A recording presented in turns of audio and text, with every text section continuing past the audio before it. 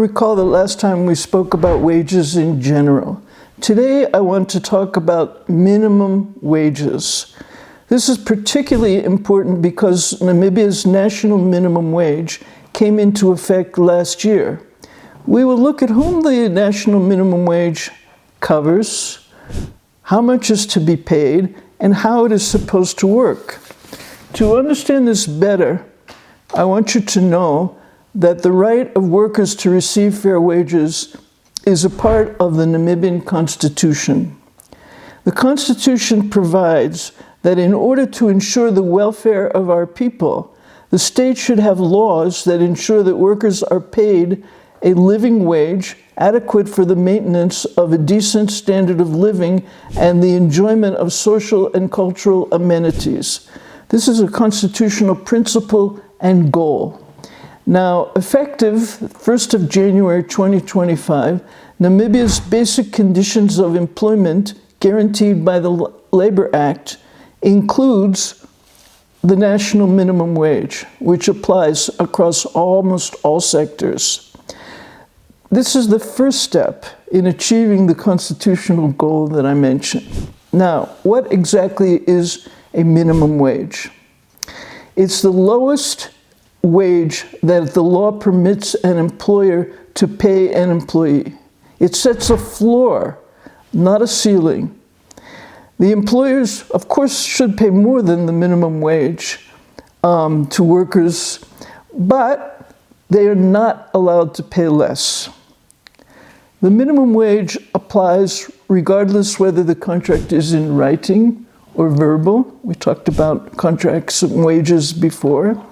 Whether the worker is full-time, part-time, or even casual or temporary, and whether the business is large or small. Now, you may ask, can workers and employers agree to less than the minimum wage? No, absolutely not. Any agreement below the minimum wage is invalid, even if the parties agreed and they thought they had good reasons to do so. The law protects the worker from unequal bargaining power, and employers will remain responsible. Even if they agreed to something less, they're responsible to pay what at least was the minimum wage. Therefore, paying below the minimum wage is unlawful. I will talk about exemptions later. There is the possibility of an exemption. Now, here's how the minimum wage applies. It's the amount that applies to the ordinary hours of work. It's the basic wage for the ordinary hour of work, or it's the floor for the basic wage of ordinary hours of work. I'll give you an example of the 45-hour work week. If you work 45 hours your normal work week is 45 hours, then you must be paid the national minimum wage for 45 hours. Now, this is the normal or ordinary hours of work. The minimum wage does not replace overtime. It doesn't replace payment for holidays or for working at night, or it doesn't replace allowances of any kind. These things are all separate and must be paid on top of the minimum wage. Some workers and employers are unsure about how the minimum wage applies to benefits like housing or food allowance or transport. They ask, can the employer deduct from the minimum wage the cost of these items? When it calculates the minimum wage, can it deduct them? No, this minimum wage is the cash amount, the dollar amount that must be paid. The other items that I mentioned are part of an employee's remuneration. They must be paid according to a contract of employment, but they are not a substitute for cash wages. Now, what if the employer and the employee agreed to a lower wage because the employer said, this is all I can afford, and the worker needed the job. Is that agreement valid? What if that agreement was entered into before the national minimum wage came into effect? The answer is no. The national minimum wage is the absolute floor for the payment of workers. And the law is there. There's been a long, long process to adopt this law, to effectuate the constitutional policy that I said, and to inject fairness, to prevent exploitation. Now, it's not, the minimum wage isn't a target, and as I said, it's not a maximum. Employers are certainly free to pay more, and if workers have a union, the union will definitely negotiate contracts above this, or if employers have been giving increases over the years, they'll get more than the minimum wage. It'll be added to their salary, but they cannot pay less. Now, these minimum wages not only protect workers from the worst forms of exploitation, but they also help to create competition, fair competition, because employers, if they compete with each other for tenders, for example, they shouldn't be allowed to compete on the basis that one can offer a lower price because they pay their workers less, all right? Now, let's talk about the concretes. How much is the national minimum wage? In general, it's $18 an hour, 18 Namibian dollars. There are a few exceptions that I will discuss shortly, but what does this translate into? If it's a 45-hour work week, the national minimum wage would be 810 Namibian dollars for that week. If it's a 40-hour week, what would that be? I'm doing the math. $732 a week. Now, per month, and the way you if you know what your weekly wage is and you want to know what your monthly wage is, you must multiply it by 4.33. So that's in the Labor Act, but I'm just telling you here. But the monthly minimum wage would be $3,577 for an employee who works 45 hours in a week. Now, the amount per day would be $144, and the amount that's for an 8-hour day. If it's a 9-hour day, it's $162. We'll show you some of these things on the screen. I think that'll be much easier, but I just wanted to let you know. Now, there are some minimum wages that in some categories of workers that have not reached this level yet, all right? When the minimum wage was introduced in January of 2025, it was announced that in certain categories where the wages have been historically low, the minimum wage will be phased in. What I mean by phased in is they'll be required to pay a certain amount. They were required to pay a certain amount in 2025.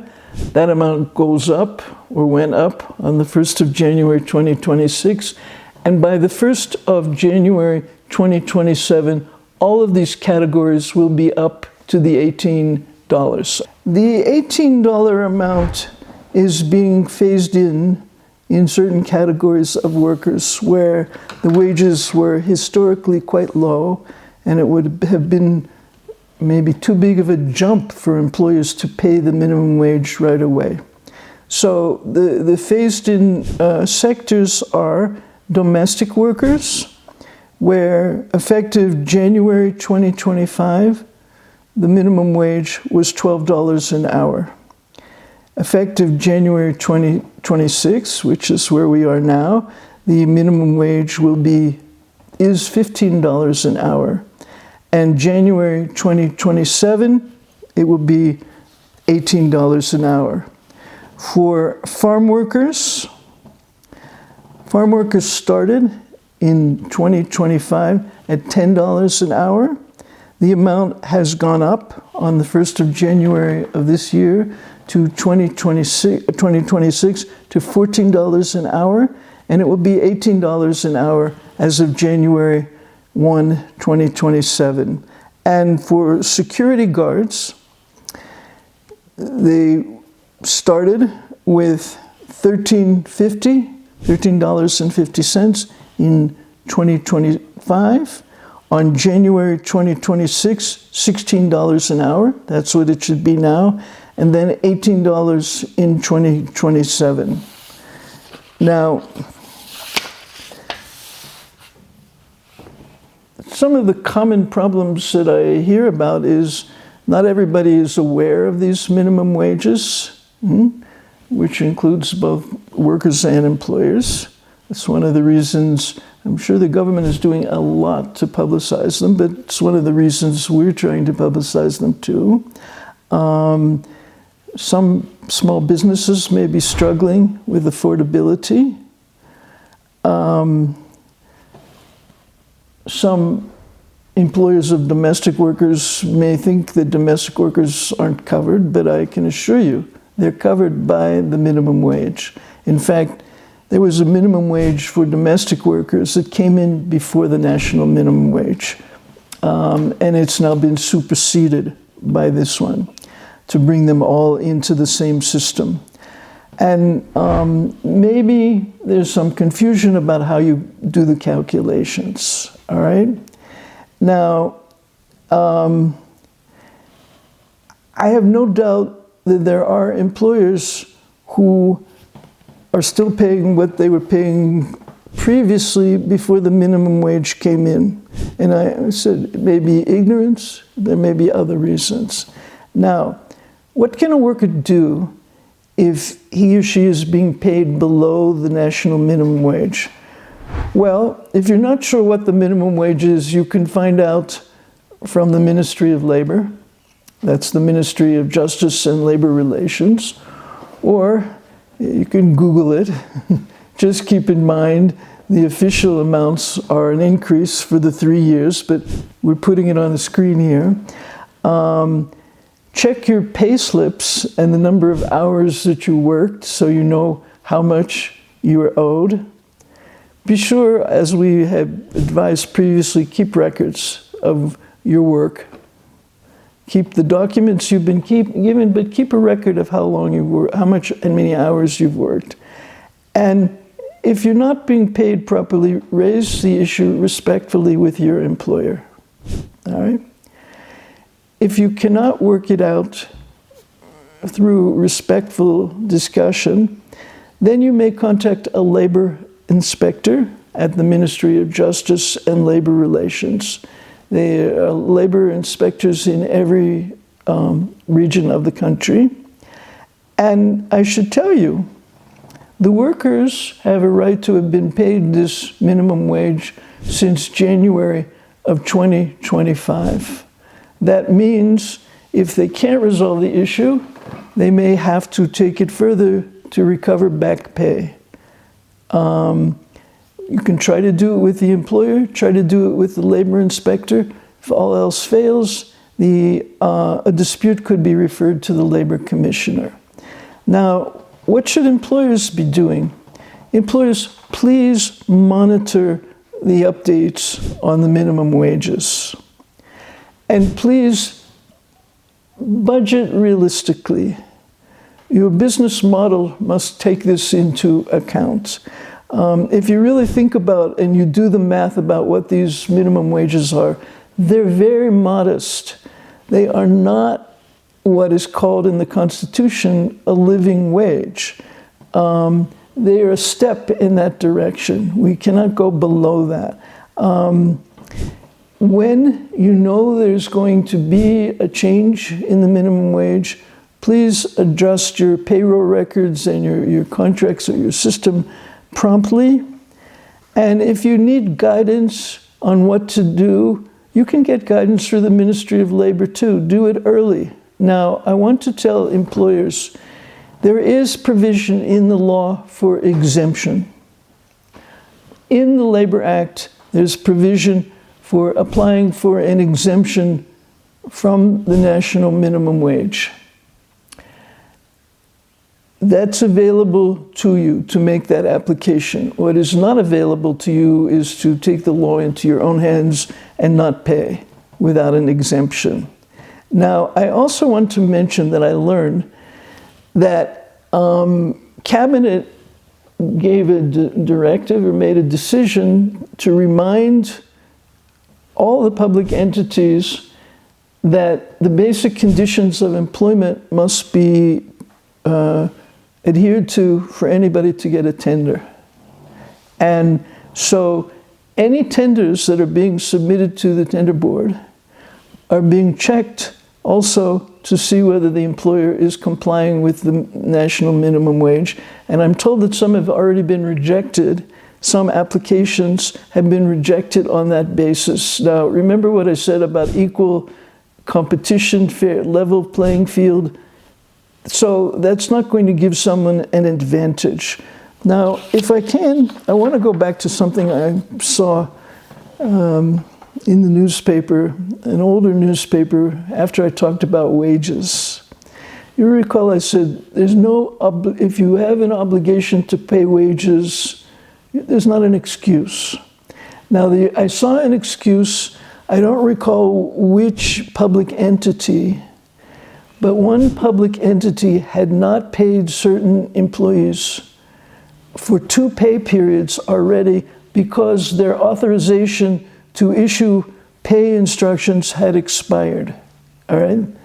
That's a technicality having to do with whatever governance there is that doesn't excuse them. They can't take that out on their workers. If they didn't keep up to date, they still must pay them. And they'll try to solve that problem later. Now, on minimum wages, there's a simple message that I want to leave you with. No employer may pay a worker below the national minimum wage. Minimum wages support basic fairness at work. They are not optional, and they apply to everyone. When workers are paid at least the legal minimum, workplaces are fairer, more stable, and more productive. That's how minimum wages support both decent work and business success in Namibia. If you have any questions or wish to share your own experiences, or you're welcome to raise them here. You're also encouraged to let me know whether you have other topics you would like to discuss. My email address is shown on the screen. Also, please check out all of my podcasts on vacancies, Namibia, and Now a Zone. The next topic will be overtime and long working hours. Bye-bye. Thank you.